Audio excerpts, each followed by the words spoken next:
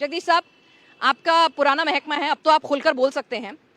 क्या हम ये मान लें कि एमसीडी के अधिकारी को एक बोरी सीमेंट आप घर के बाहर निकालिए, तुरंत लोकल अधिकारी को पता चल जाता है, वो तुरंत आ जाता है, साहब क्या कर रहे हो। ये इतनी बड़ी बड़ी इमारतें बन गई होंगी, एमसीडी को पता ही नहीं चला, इतने मासूम है वो लोग। एमसीडी को सब पता होता है, और एमसीडी के अलावा इसमें जो मेन जो एक्यूज है या जो मेन रिस्पॉन्सिबिलिटी है वो एमसीडी की है। ये जो पर्टिकुलर केस है, इसमें 6 कमरों की परमिशन थी ब्रेड एंड ब्रेकफास्ट की, 25 कमरे बन गए। एमसीडी का इंजीनियर गली गली घूमते हैं बेलदार इनके, कोई अपने रहने के लिए बालकोनी को में थोड़ा सा एक्सटेंशन कर रहा होता है ना बच्चों के लिए, तो वहाँ पहुँच जाते हैं उगाही करने। तो ये, और वो तो लोकेश बजाज ने भी कहा है कि मेरे मैनेजर ने कहा कि मैंने सबको मैनेज कर लिया है। सबको मैनेज करने का मतलब होता है एमसीडी एंड पुलिस दो ही, क्योंकि होटल है। और दूसरी बात जो है, जहाँ तक इसकी लाइसेंसिंग की इशू है, उसमें क्या है कि जो पिछला मास्टर प्लान है, अभी तो क्या है 5.5 साल से मास्टर प्लान लटका हुआ है, ये वाला नया वाला 2021 में जो लागू होना था।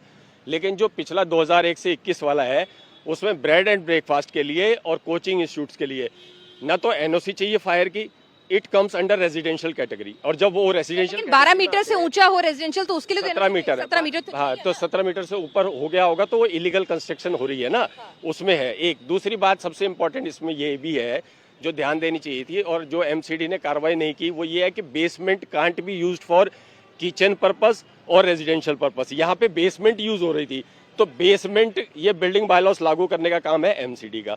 तो ये बेसमेंट का जो इलीगल या मिसयूज हो रहा था, वो तुरंत सील होनी चाहिए थी, तुरंत कार्रवाई होनी चाहिए थी, नहीं हुई। तीसरी एक इम्पॉर्टेंट बात बताता हूँ आपको कि ये दावा बड़े किया जा रहा है, वो जो प्रॉपर्टी टैक्स जमा करा रहा था, वो सारी मंजिलों का जमा करा रहा था। एमसीडी के पास प्रॉपर्टी टैक्स वसूल करने में आंख बंद कर ली थी कि ये जो 2 मंजिल था वो 5-4 मंजिल का क्यों करा रहा है। इसका मतलब ये है कि पैसे आने दो, अगर जेई और एई और ये है, इनको पैसे आने दो, पुलिस का बीट कांस्टेबल है तो पैसे आने दो। अब डेथ हो गई तो एक दूसरे पे पल्ले झाड़ेंगे। और दूसरी बात है कि चार्ज क्या लगेगा, चार्ज लगेगा negligence misuse of license, charge कोई मर्डर का नहीं लगेगा। राजेंद्र नगर का केस हुआ, उसके बाद आपका पिछले साल गोकुलपुरी में दयालपुर में गिर गई बिल्डिंग, नई सरकार बनी थी, नई सरकार ने इसकी जांच भी ऑर्डर करी। अप्रैल 2025 से आज तक 13 महीने हो गए, अभी तक वो जांच कहाँ है ये नहीं पता। उसके बाद पालम का हुआ, पालम में एलजी ने जांच की और बड़े सख्त आदेश दिए। उसके बाद प्रीत विहार हो गया, प्रीत विहार की भी जांच हुई। अब जांच अगर उस स्पेसिफिक इंसिडेंट की होगी तो उसका कुछ नहीं होगा, क्योंकि जो कल्पिट अफसर है उन पे कार्रवाई आप किस आधार पे करोगे, उन्होंने पैसे लिया है तो अंडर द टेबल लिया है ना।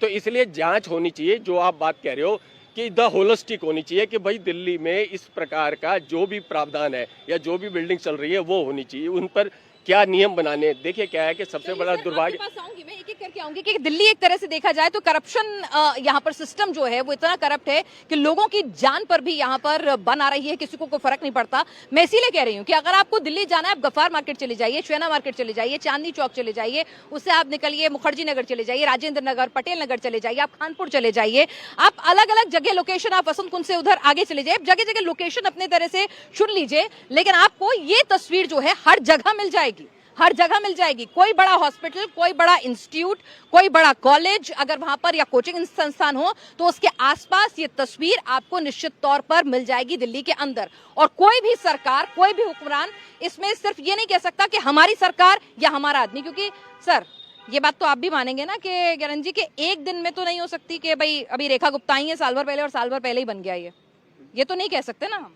देखिए पिनाज, ये पहले बताइए। पिनाज, मैं आपको एक लेटर दिखा रहा हूँ, ये 9 दिसंबर का लेटर है। ये हमारी जो पार्टी के नेता विपक्ष है अंकुश नारंग एमसीडी में, उन्होंने कमिश्नर को लेटर लिखा। 7 तारीख को गोवा में एक हादसा हुआ, गोवा में एक दिल्ली लौटा है गोवा से, थोड़े गोवा के बीच से मैंने आपसे पूछा ना, मैंने आपसे क्या पूछा, सुन तो लीजिए, मैं आपको क्या कह रहा हूँ आप समझिए। आपने मेरा सवाल, मैं आपके सवाल का, मैं कह रहा हूँ 7 तारीख को गोवा में एक हादसा हुआ, एक क्लब में आग लगी, वहां पे भी दर्जनों लोग मारे गए। 9 तारीख को अंकुश नारंग दिल्ली के एमसीडी कमिश्नर को चिट्ठी लिखता है, दिल्ली के मेयर को चिट्ठी लिखता है कि दिल्ली के अंदर ऐसे अवैध होटल चल रहे हैं, ऐसे अवैध बार चल रहे हैं, ऐसे अवैध फार्म हाउस चल रहे हैं, ऐसे अवैध बैंक्वेट हॉल चल रहे हैं। गुस्सा निकल गया इन आपका? सबका फायर सेफ्टी ऑडिट कराया बहुत जाए, बढ़िया। इन सबके लाइसेंस चेक किए जाए, बहुत बढ़िया। इन सबके जाके एमसीडी को कार्रवाई करनी चाहिए। 4 महीने में अगर ये ऑडिट करवा लेते, फायर सेफ्टी ऑडिट, जाके एनओसी चेक कर लेते, फायर एनओसी देख लेते, लाइसेंस देख लेते, तो आज 22 लोगों को अपनी जान नहीं गंवानी बहुत पड़ती। बढ़िया। अब मैं बोलूं, एक मिनट, दूसरी बात, मैं बोलूं, एक सेकंड, प्लीज, एक मिनट मैं बोल लूं। आपने उनको मौका दिया, मैं एक भी मिनट, बता रहा हूं। आपको पूरा दिया, मैं कुछ नहीं बोला, मैंने आपसे सिर्फ क्या पूछा, आपने आज लेटर लिखा, आपने आज नहीं, अरे भाई 5 महीने पहले का लेटर दिखा रहा हूँ। एक साल पहले लिख दिया, चलो मैंने मान लिया। मैं क्या पूछ रही हूँ, मैं बता रहा हूँ। आप लोग सत्ता में नहीं थे क्या? मैं बता रहा हूँ ना, आप नहीं थे। मैं आपको बता रहा हूँ। क्या पूछा? मैं आप नहीं क्या थे। कह रहा हूँ? मैं तो कह रही हूँ आज सबकी जिम्मेदारी है सर। पिनाज, मैं फिर वही कह रहा हूँ कि पूरी दिल्ली के अंदर एक ऑर्गेनाइज्ड बिल्डिंग माफिया काम कर रहा है। ना आपकी सरकार में रुका, ना मैं इनकी कह रहा हूं, रुका। अरे 2007 से लेके 2022 तक 15 साल कम नहीं होते।